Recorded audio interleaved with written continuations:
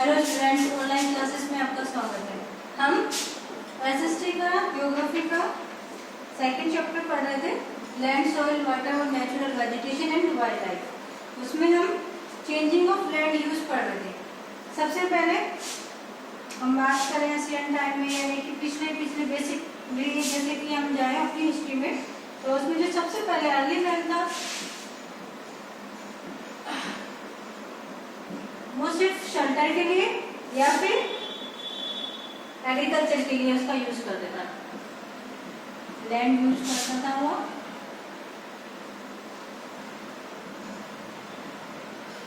Agriculture के लिए देखो, सबसे पहले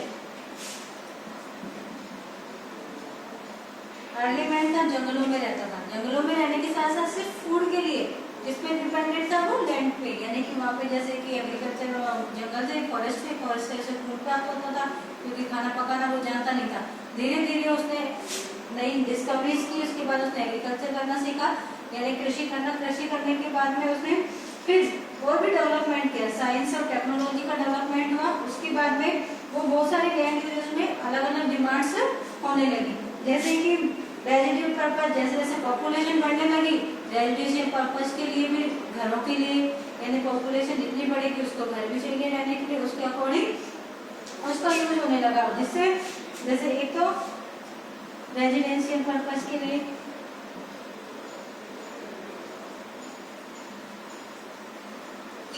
इंडस्ट्रीज के लिए,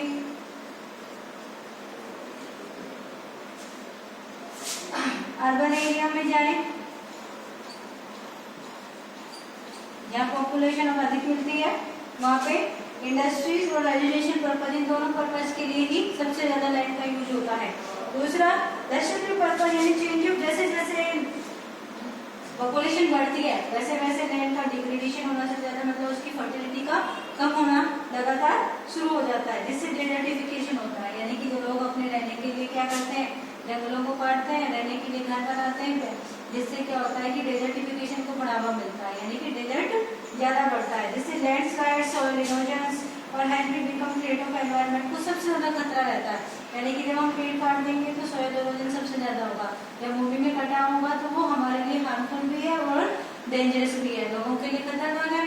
जिससे क्या होता है, लैंडस्लाइड होने का डर रहता है, यानी कि पूरी की पूरी, जैसे कि पूरी लैंड एकदम से फिसल जाती है, उसमें दस्त आ जाता है, लोग उसमें दब भी जाते हैं, जिससे वो अपनी जीवन से हाथ धोना पड़ता है। अब इसके लिए कुछ रेस्पॉन्सिबल फैक्टर्स हैं जो यूज किए जाते हैं लैंड यूज को।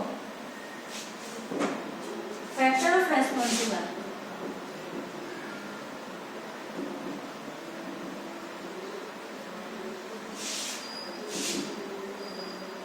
responsible for changing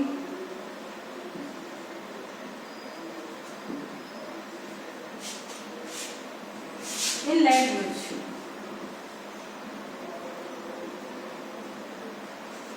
देखो, सबसे पहले एक्सपेंडिंग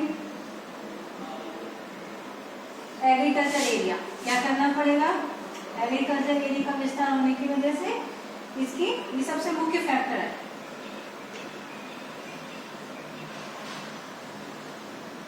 जब एग्रीकल्चर एरिया का विस्तार होता है तो वो किस पे चेंज, लैंड यूज को चेंज करता है। फिर दूसरा बिल्डिंग्स निर्माण के लिए,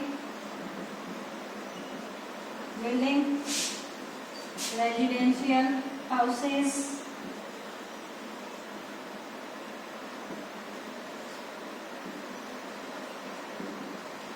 हाउसिंग कॉम्प्लेक्स के लिए,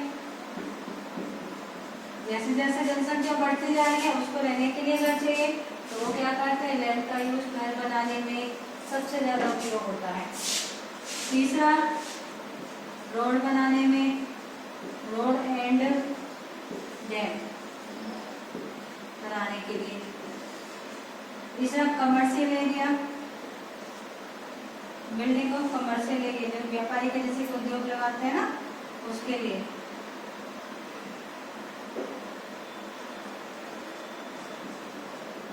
बिल्डिंग्स,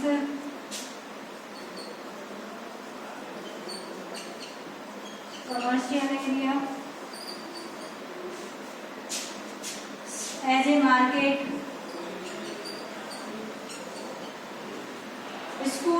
हॉस्पिटल्स एंड हॉस्पिटल। तीसरा, पांचवा, बिल्डिंग ऑफ फैक्ट्रीज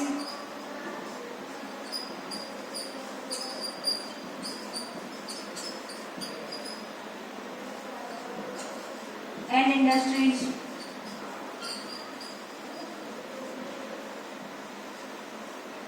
अगला है 6,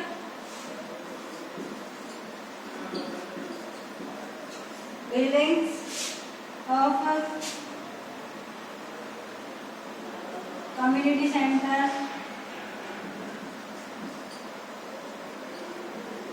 पार्क, स्पोर्ट, स्विमिंग पूल,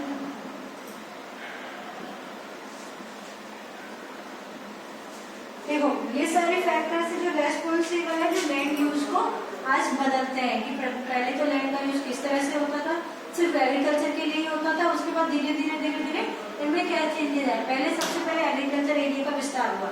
दूसरा है जैसे रेजिडेंशियल बिल्डिंग है, जैसे जैसे पॉपुलेशन बढ़ती जा रही है उनको रहने के लिए भी रेजिडेंशियल जगह चाहिए, आवश्यकता है घरों की, तो उसका विस्तार हुआ। तीसरा, रोड एंड डैम्स, यानी कि रोड और डैम्स बनाए जा रहे हैं पानी की उपलब्धता के लिए और आने जाने ट्रांसपोर्ट की सुविधा के लिए रोड की आवश्यकता होती है।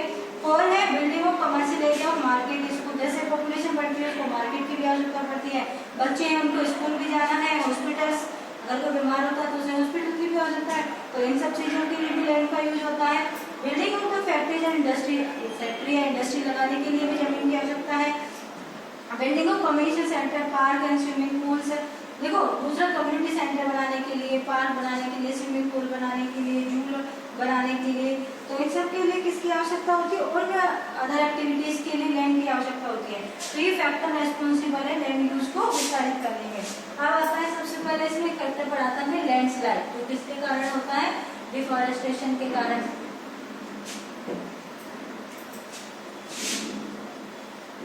लैंडस्लाइड,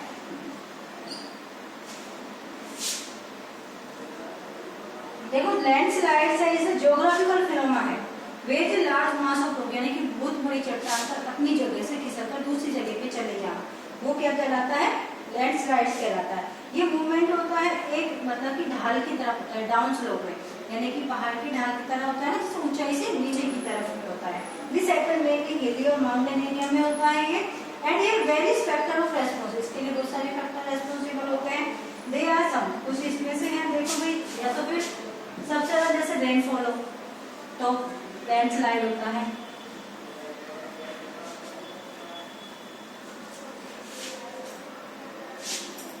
सबसे पहला rainfall,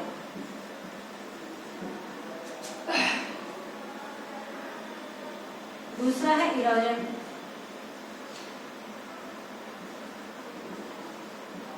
causes by rivers,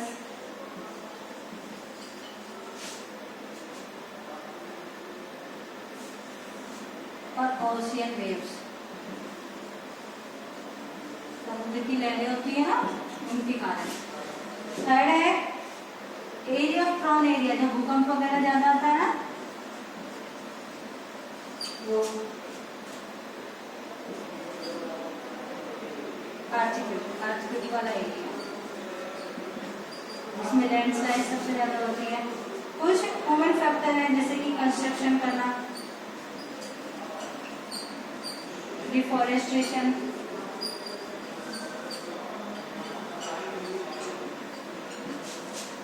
blasting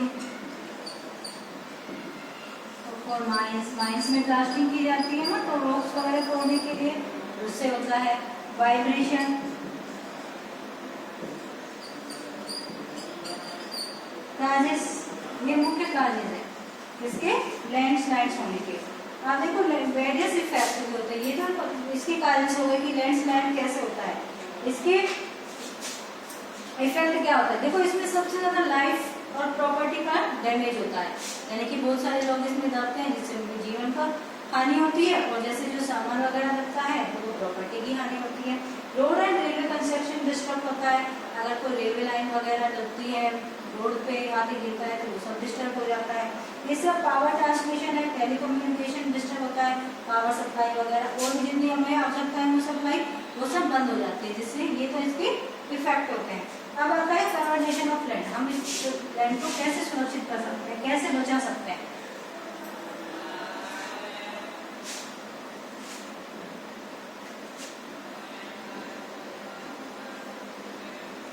conservation of land, संरक्षण।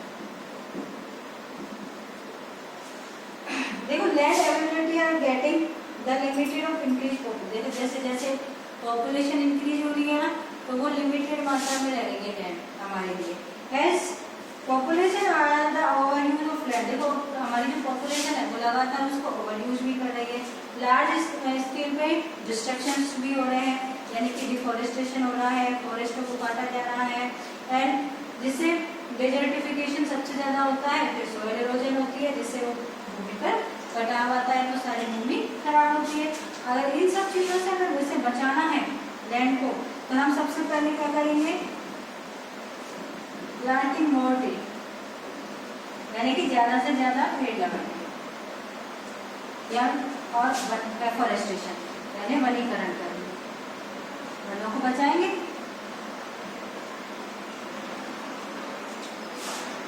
सेकंड, आवर ग्रेजिंग,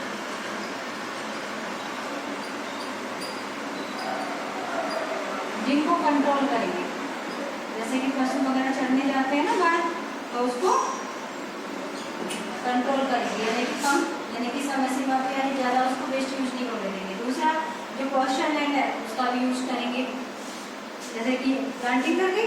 दूसरा थॉर्नी बुशेस वगैरह सबसे ज़्यादा लगाएंगे।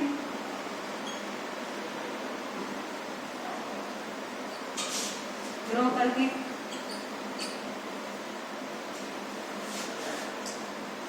और है पेस्टिसाइड एंसाइड और केमिकल फर्टिलाइजर्स का कम से कम यूज करके, केमिकल फर्टिलाइजर्स और पेस्टिसाइड का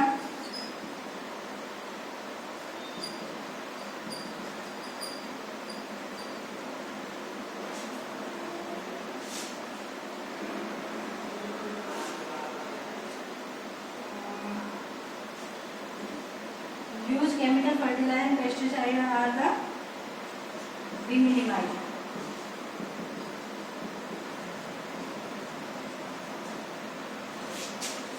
फाइव है मॉडर्न टेक्नोलॉजी का यूज करें।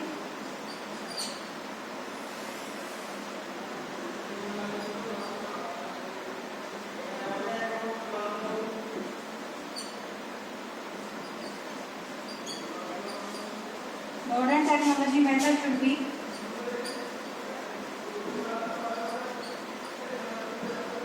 used, जैसे कि माइनिंग के समय पे है ना डिग्रेडेशन करने होना है तो उसको बचाने के लिए इन सब से हम लैंड को कंजर्वेट कर सकते हैं, यानी कि सुरक्षित कर सकते हैं, उसे आगे के लिए इम्प्रूव करते हैं, यानी उसकी फर्टिलिटी को बनाए रख सकते हैं। Thank you. आगे अगले वीडियो में पढ़ेंगे।